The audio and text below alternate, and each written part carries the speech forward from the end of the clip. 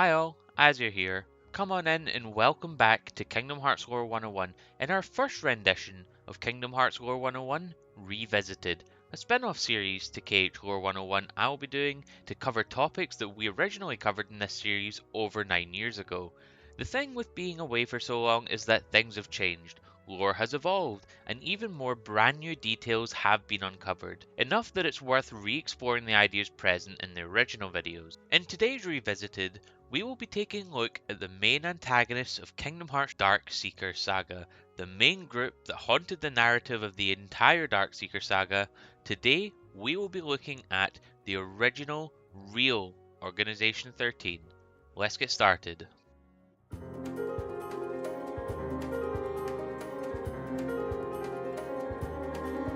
As we tackle this topic, I think it's very important to talk about the puppet master whose heart controls the Seekers of Darkness, Master Xehanort.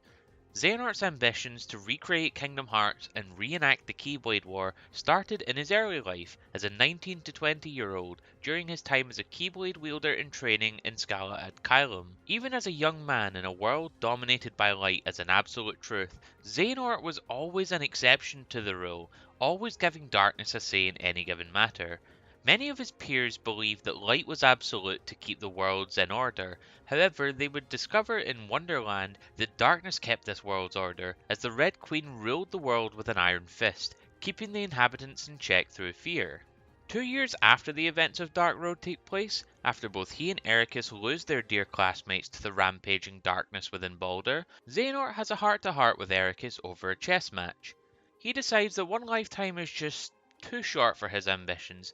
He needs 12, no, 13, as that's what it'll take to rebuild the world, and chuck in a 14th to explore that new world he builds. However, just a year prior, he would have a fateful encounter with an enigmatic figure after he attempts to brave the corridors of darkness alone without armor. He would wake up in the Keyblade graveyard, watched over by the man in the black coat who we know as the Master of Masters. This, I believe, is the tipping point that sets Xehanort off on his path, asking a favour of Xehanort to take a little peek in the hearts of people, to root out the false light that dictates the world as its own form of darkness, in exchange for his free coat, of course. This wouldn't be his first meeting, as an unknown number of months later, during his Mark of Mastery training, Xehanort would again meet with the Master after learning his purpose in this life. He would do what he had seen multiple times in his youth and bring order to the world with the power of darkness, and even Xehanort knows what it is he has to do. It's funny. Somehow, I can sense where I'm supposed to go, and what I'm supposed to do. Yes. Even this coat. There's something familiar about it. As if I'm meant to wear this.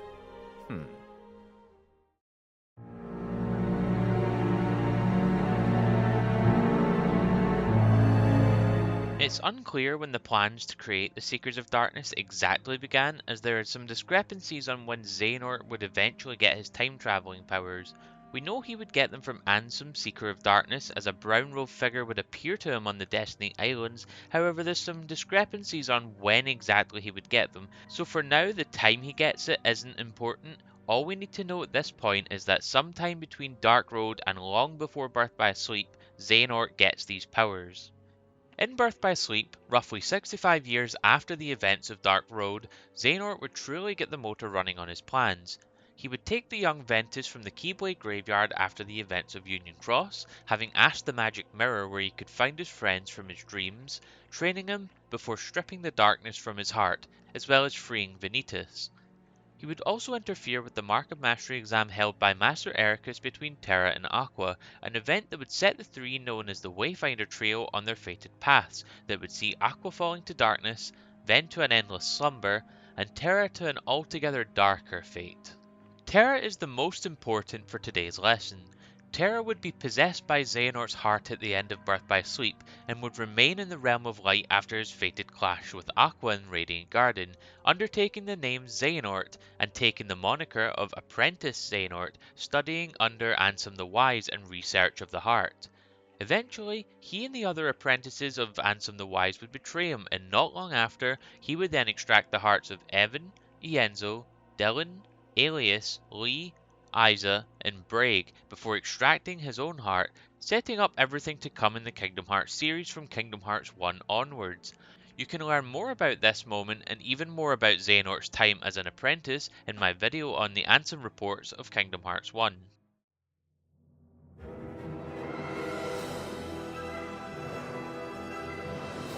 As Terranort split his heart in two, this created two separate entities. The first is a Heartless. His heartless half would take the form of Ansem, Seeker of Darkness. Ansem is the main antagonist of the very first Kingdom Hearts game. It has never been outright confirmed that this is the reason, but Ansem the Wise hypothesized in Secret Ansem Report 10 in Kingdom Hearts 2 that because Sora and Xehanort willingly released their hearts, this is how they were able to retain their sense of self as a Heartless, since Heartless are normally mindless beings of darkness. Ansem's first job was to travel back in time, reduced to just a heart, giving Xehanort his time-traveling powers at some point.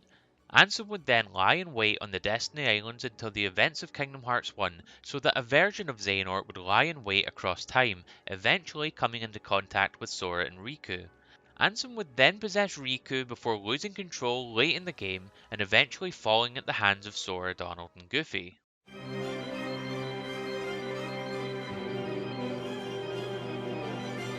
At the same time of Ansem's creation, another was created, a Nobody. The Nobody would take the name of Xemnas. Now while there's no real confirmation why, but Xemnas seemingly has more autonomy than Ansem, as he would seek to summon Kingdom Hearts himself. Perhaps this is because of a portion of Xehanort's own fascination with the all-powerful moon had leaked into Xemnas' purpose. However, in the grander scheme, Xemnas' role was to gather 13 potential vessels for Xehanort to use for his heart. Xemnas is not only the Nobody of Xehanort, but is also the Nobody of Terra as well. While Ansem takes a form resembling Xehanort due to the influence of Xehanort's heart, Xemnas takes a form resembling Terra due to the influence of being separated from Terra's body. Xemnas didn't actually appear first in Kingdom Hearts 2, he actually appeared first in Kingdom Hearts 1 as the unknown secret boss. The reason for which being is 5 days after recruiting Roxas, he was curious about the original body, Sora, so he went to go and test his abilities, and while it's never been outright confirmed in any of the games or supplementary materia like the Ultimanias, it's widely believed by the community that in this moment where Xemnas walks through Sora and he experiences a rush of memories, Xemnas is sampling Sora's memories that would later aid in the creation of Xion, but again, this is not confirmed. Just like his other half, Xemnas was also defeated at the hands of Sora with Riku alongside him this time. Unbeknownst to them, however, this was the beginning of the reformation of the Puppet Master himself.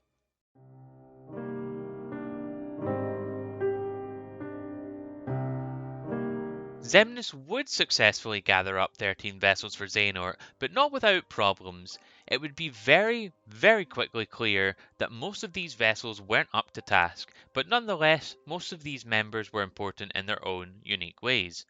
We'll start from number 1 and work our way down the pecking order.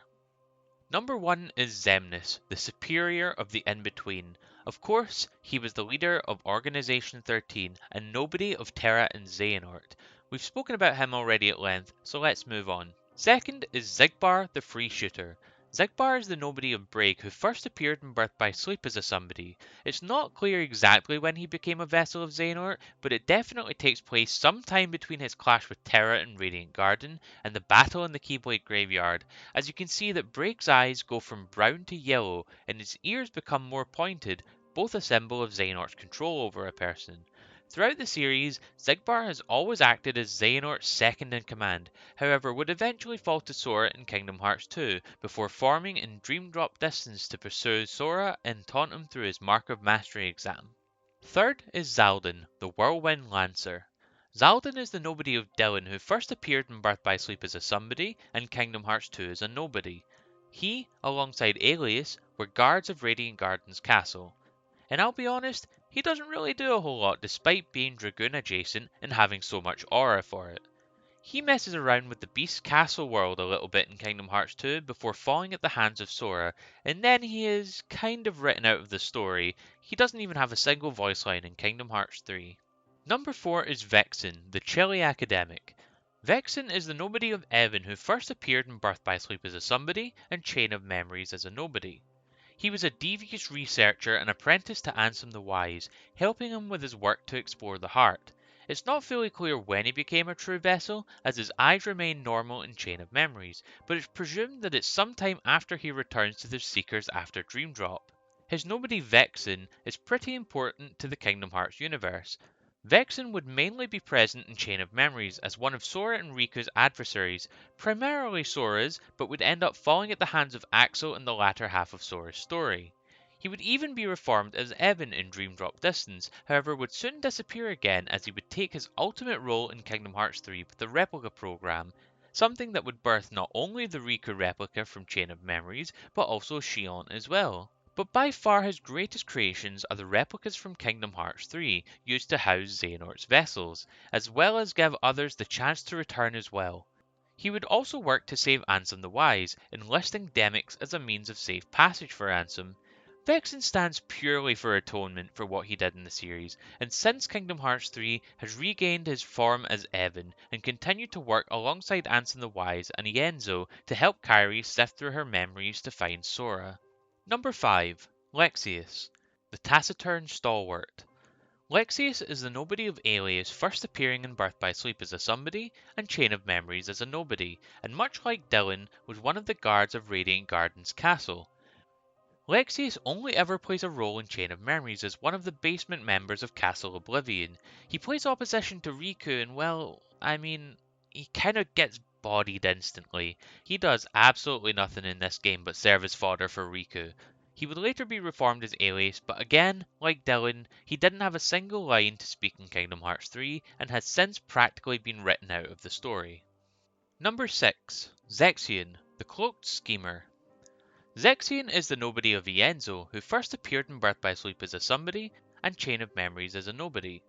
As a young boy, no older than 10, he was a protege of Ansem the Wise before Xehanort in his infinite wisdom seemingly pulled a sick nasty and shanked a child, thus bringing Zexion to the fore. Zexion's first major role was part of the Castle Oblivion basement team, mainly being used to manipulate Riku in the Destiny Islands projection, however was defeated by Riku and later obliterated by Riku Replica at the behest of Axel.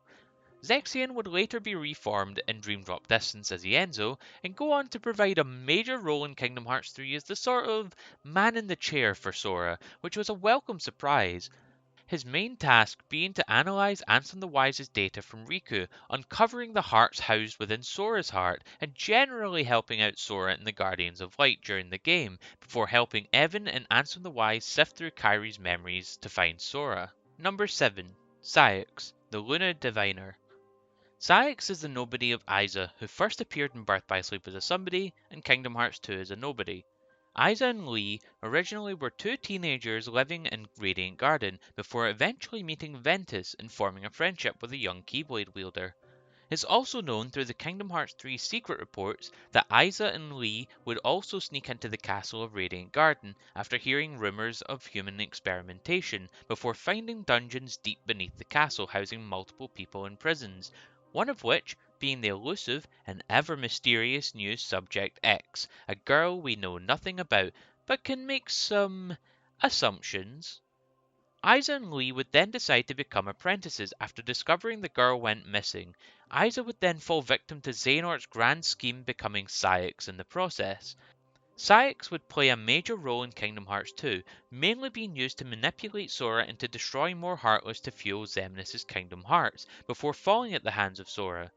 He would then later be reformed, however would be taken by Xigbar and young Xehanort in order to join the Seekers of Darkness in Dream Drop Distance, briefly revealing himself to attack Lee as he saved Sora from becoming Xehanort's 13th vessel.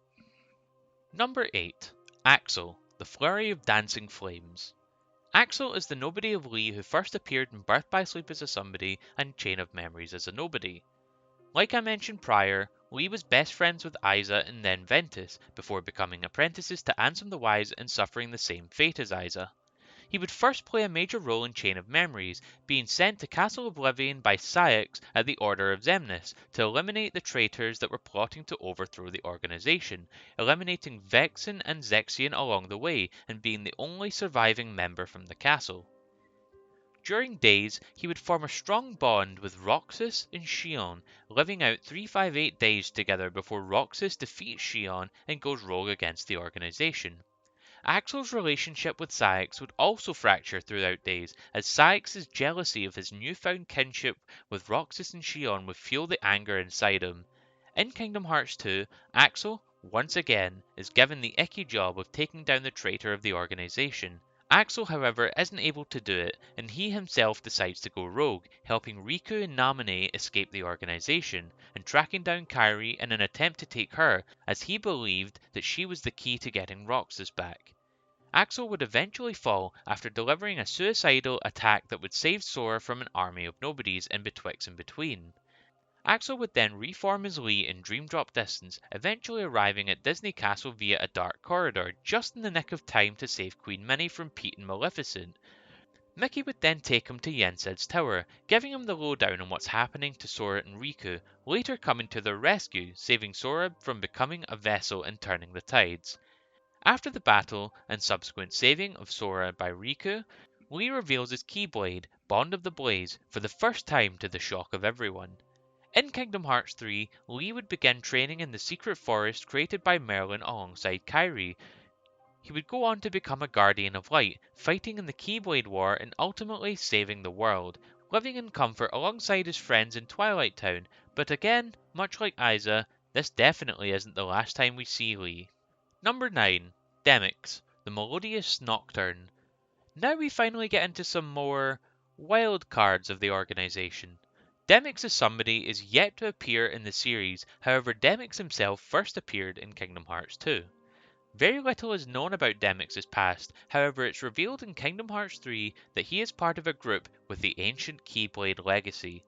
Demyx would serve as a minor antagonist for Sora, easily falling at his hands in Hollow Bastion. It's entirely unclear where and when Demyx is reformed, but he is later plucked from his timeline by Xehanort to serve as a backup for the 13 Seekers of Darkness. Deciding this wasn't for him, due to him being entirely under everyone's radar, Vexen enlists him to help in delivering the vessel for Roxas to Ienzo, as well as delivering the rescued Ansem the Wise back to Radiant Garden. Nothing is known what became of Demyx after this scene, as he never appears again following. It's unknown if he returns to his own time or continues living out his life as Demyx, but I'm sure we'll see him one day again. If I had to throw my 2 cents in, I think he was a wielder from the time of Missing Link, but unfortunately, given its cancellation, we may never know. Number 10. Luxord, the Gambler of Fate. Luxord is another character of which we know nothing about as somebody. However, Luxord himself first appears in Kingdom Hearts 2. He too is another character of the ancient Keyblade legacy. He mainly acts as another agitator to Sora in Kingdom Hearts 2, summoning the Grim Reaper Heartless in Port Royal, but inevitably falling at the hands of Sora in his ascent of the castle that never was. Number 11. Marluxia, the Graceful Assassin. Marluxia is the nobody of Laurium who first appeared in Union Cross as a somebody and Chain of Memories as a nobody. Laurium is another of the ancient Keyblade legacy, however, unlike his prior two, his history is known. Laurium is an ancient Union leader hailing from the Age of Fairy Tales, an age long before the events of Kingdom Hearts, or even Birth by Sleep. The game is way too deep and girthy to go into for this video, but to cut a long story short, Laurium, along with 4 other wielders, are shunted across the Kingdom Hearts timeline in a lifeboat created by the Master of Masters. Laurium would end up in Dwarf Woodlands across a field of flowers.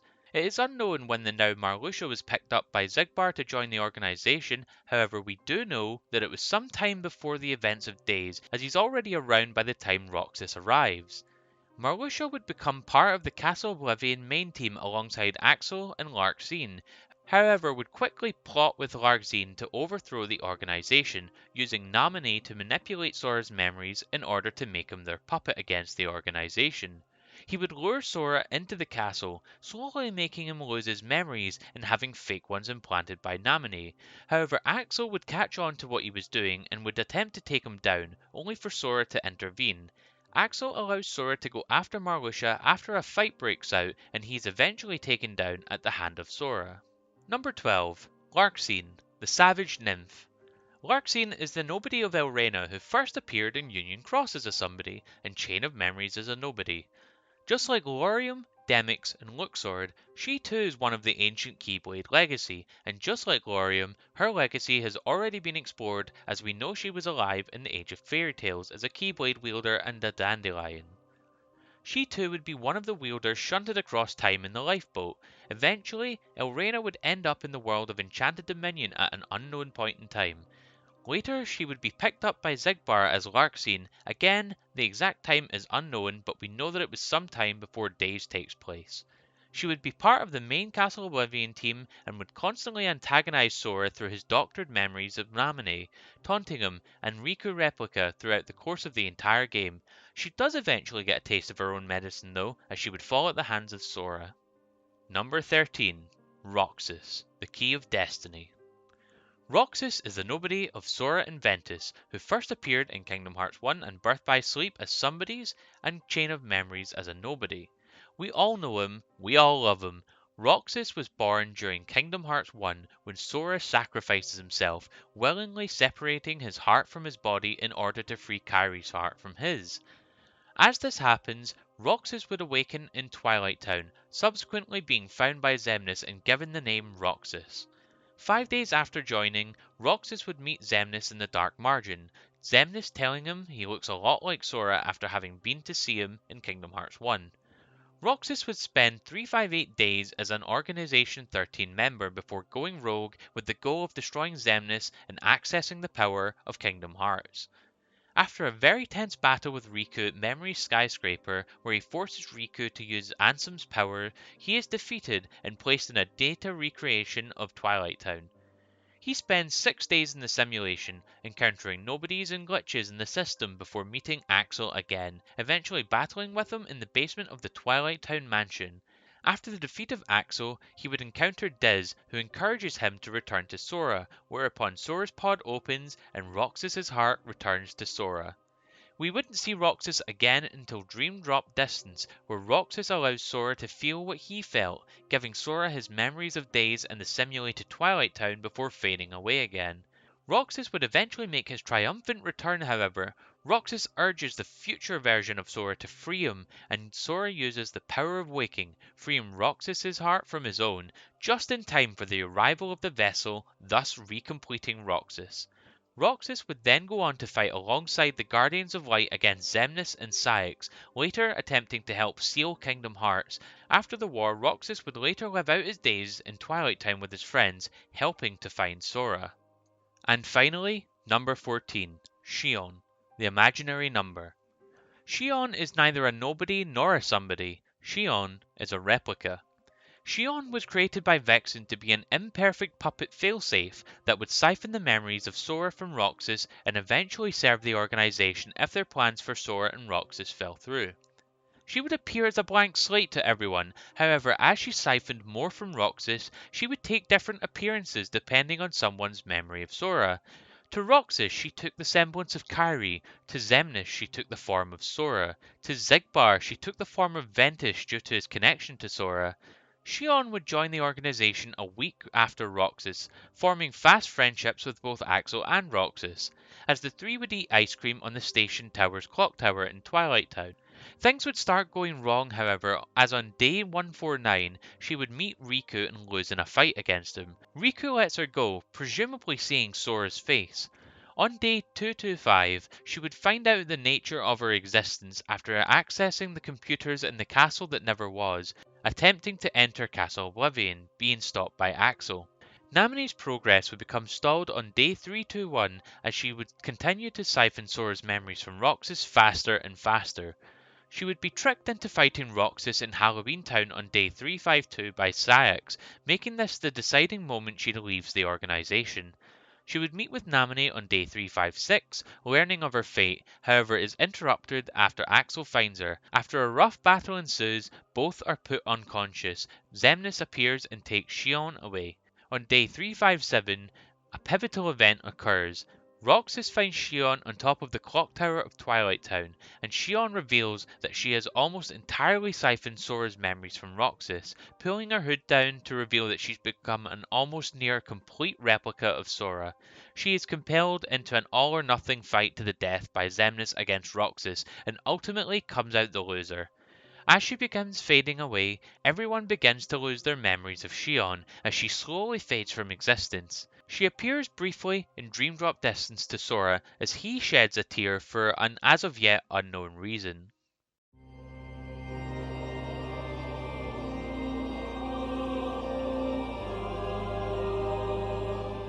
Now, let's talk about Kingdom Hearts 3, where we have our full 13 Seekers of Darkness ready to take on the Guardians of Light. All the seats have been filled. Number 1. Master Xehanort. Master Xehanort is of course the fully recompleted head honcho, the be-all and end-all of the Seekers of Darkness, for the Seekers of Darkness were assembled at his behest, so that he could forge the Keyblade and open Kingdom Hearts. He of course is bested by Sora and Scala at Kylum, with him relinquishing the Keyblade to Sora and departing with his dear friend Ericus to wherever their hearts take them next. Number 2. Young Xehanort. Xehanort's younger self. Like I said before, this is the Xehanort that was tasked with finding 13 vessels throughout time, before himself being plucked from his time to join his older self as a Seeker of Darkness.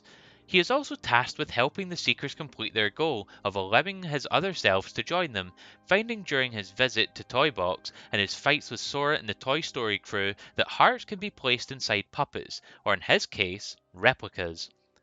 He would later discover Sora abusing the power of waking and confront him, telling him that there's a high price to pay for one who would break a nature taboo like Sora's doing. He would soon reiterate this to Sora upon his defeat, fading into nothing. But if you ask me, I don't think we've seen the last of this iteration of Xehanort. Perhaps we'll see him again one day, in a world we yet cannot conceive. Number 3. Terranort. Terranort was first taken by Xehanort in Birth by Sleep, as he was too late to activate his Keyblade armor before Xehanort struck. With his armor shed, he would assume the form of Terranort, however the armor would gain a mind of its own. Fueled by Terra's rage towards Xehanort clashing with him, ultimately leading Terranort arriving in Radiant Garden, where he would wage a desperate clash with Aqua, condemning her to the Realm of Darkness, losing his memories in the process. He would take the moniker of Xehanort and begin to activate his plans as his memories began returning. He would soon rally the apprentices against Ansem the Wise, banishing him from the world and taking his name, before sacrificing his and his other apprentices' hearts to form Organization 13. Terranort would disappear for over a decade before eventually reappearing in Kingdom Hearts 3. He would tear the Guardians apart single-handedly before being defeated by Donald's Zeta-Flare. In the tear of the fabric of time created by Sora, he would instead be stopped by future Sora and Naminé's calling upon the lingering will to protect the Guardians. He would later battle Sora, Aqua, and Ventus alongside Vanitas, and ultimately fall to them with his guardian, the shackled heart of Terra, choosing his opportunity to rebel against Xehanort, saving the three, allowing Sora to release Terra's heart from the guardian, and to push Xehanort's heart out of Terra, returning him to the Realm of Light. Terra would go on to help the Guardians seal Kingdom Hearts, and live out his days in the Land of Departure with Aqua and Ventus. Number 4. Xemnas. I won't go too deep into Xemnas as I've already spoken about most of his time during the Organization 13 segment, but in Kingdom Hearts 3 he doesn't spend a massive amount of time harassing Sora. He tells Sora that the mere thought of reviving Roxas is foolish before getting absolutely stunted on in the Keyblade Graveyard. He also is the one to inform Marluxia, Larxene, Luxord, and Demyx of their Keyblade legacy, but ultimately he doesn't play the largest role in this game. In the Keyblade War, he is the one to kidnap Kairi, and during his death scene, he finally feels some emotion after all this time, telling Sora that to deal with that emotion must take incredible strength. Number 5. Ansem. Ansem plays a marginally bigger role than Xemnas in this game, although mainly he's out to get Ansem the Wise, demanding to know the location of Subject X and launching Aqua into the depths of the Dark Margin, creating Anti-Aqua. Thinking he'll get his answers elsewhere, he takes him to the Twilight Town mansion before they're cut off by Hainer, Pence, and Olette, followed by Vexen. Ansem then isn't seen again till the Keyblade War, where he takes on Sora and Riku before leaving, later taking on Sora, Riku, and Mickey again together. His death is a very poignant moment for Riku, as he finally accepts the error of his ways before telling Riku to move on, go forth, and seek. Number 6. Vanitas. Vanitas is a very interesting case, first appearing in Birth by Sleep. Vanitas was initially thought to be born of Ven's darkness, but in Dark Road it's revealed that when Xehanort extracted the darkness from Ven's heart, it was not Vanitas he extracted. Vanitas was merely being harbored inside Ven, leading to a hypothesis that Vanitas is one of the 13 primordial darknesses from before the Age of Fairy Tales. Vanitas denies this, but it doesn't stop Xehanort's suspicions.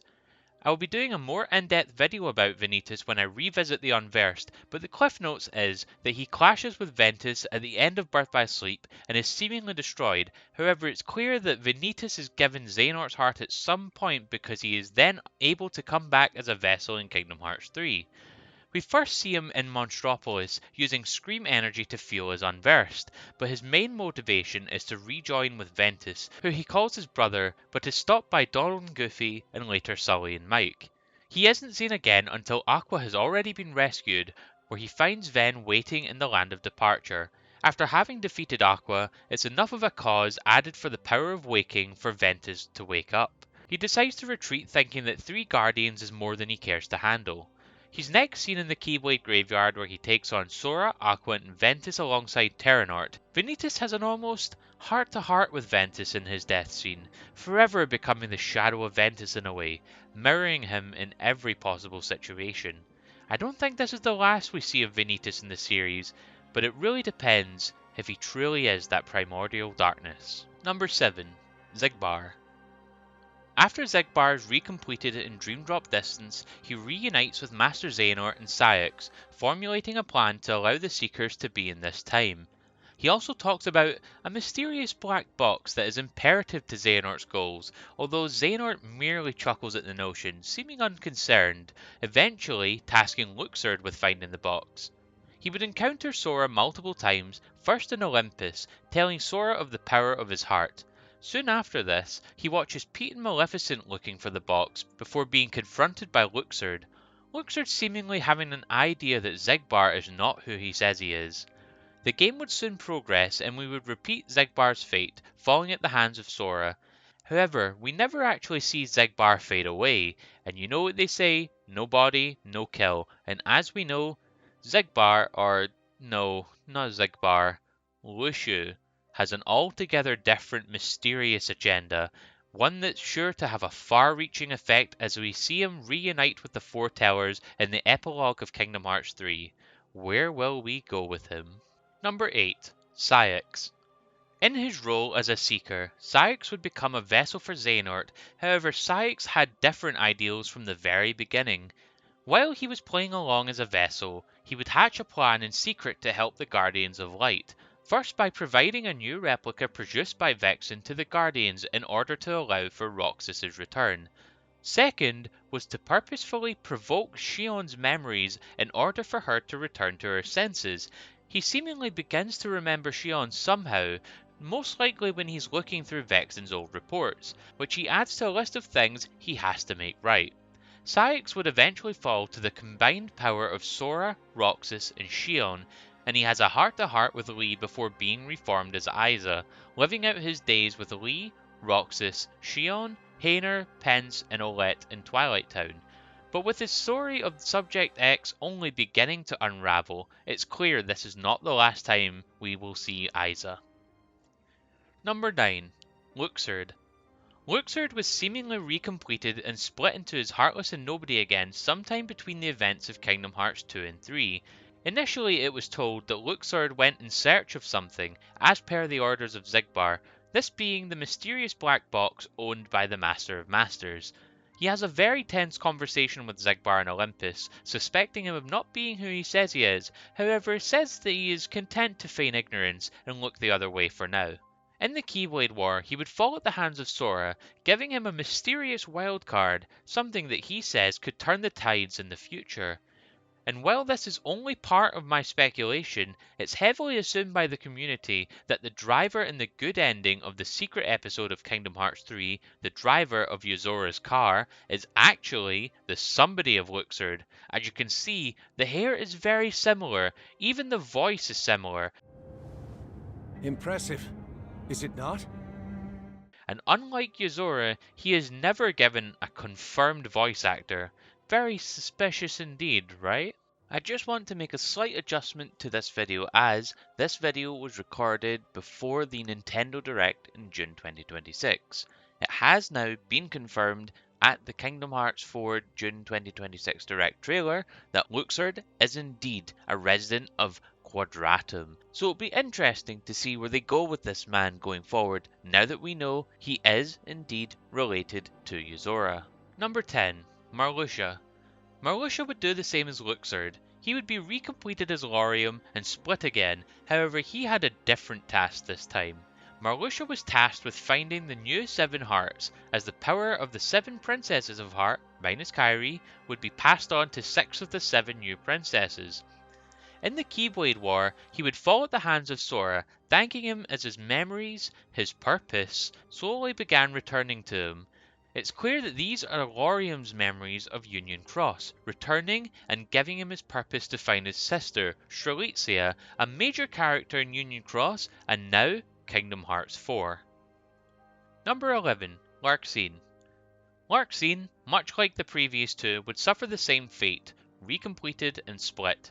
Larxene would have the same task as Marluxia, finding the 7 new hearts. In the Keyblade War, she would fall at the hands of Sora and is sassy to the end towards Sora, however revealing she was just tagging along with someone, who we assume is Marluxia, but she keeps this from Sora as she fades away, presumably having her memories of her time as Elrena in Union Cross return, who we are sure to see once again in the future. Number 12. Dark Riku. Dark Riku is one that does confuse some people, so I want to use this segment to clear up some misconceptions. Many people believe that the Dark Riku we see in Kingdom Hearts 3 is actually Riku from his time during Kingdom Hearts 1, but this isn't actually the case. He is actually Replica Riku from Chain of Memories, and I'll explain why. This version of Riku Replica is taken from Vexen's reports on the Replica program using the original Riku Replica's data. Even Riku Replica himself, the real version of Riku Replica, says that this isn't Riku and is actually Riku Replica. He isn't given a specific task as a Seeker, but does end up facing Sora in San Francisco and learning that hearts can be made from data. Later in the Keyblade War, he falls at the hands of Sora and Riku, and it's revealed by the present-day Riku Replica, whose heart has been stowed away inside the real Riku after saving him in the Realm of Darkness, that this is actually him, taking this opportunity to destroy the dark version of his past. However, instead of taking the perfect replica, Riku Replica decides to leave it for Naminé, who would later be recompleted in Kingdom Hearts 3's ending, deciding to face Oblivion with his Darkseeker counterpart, with them both fading away. This world only needs one Riku. Such is a fitting end for a puppet. The imaginary number. The replica deeply connected to Sora's memories as their 13th vessel, as despite no one remembering her, she remained in Vexen's records of the replica program.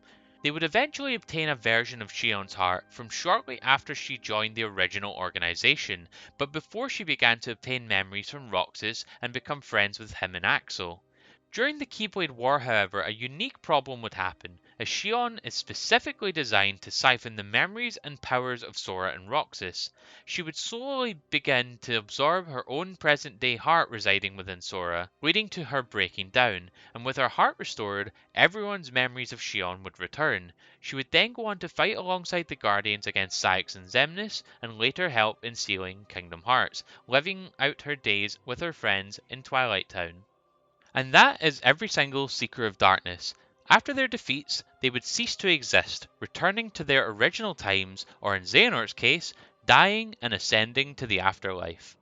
This group truly was a menace throughout the entire Kingdom Hearts series, and it will definitely be interesting to see how the foretellers stack up in comparison to this group, but let there be no doubt, they have left their mark on this series, and will continue to affect it with reformed members such as Shion and Aiza, and perhaps even young Xehanort going forward.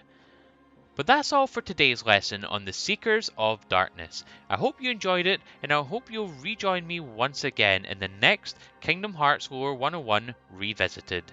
Goodbye for now, and may your heart be your guiding key.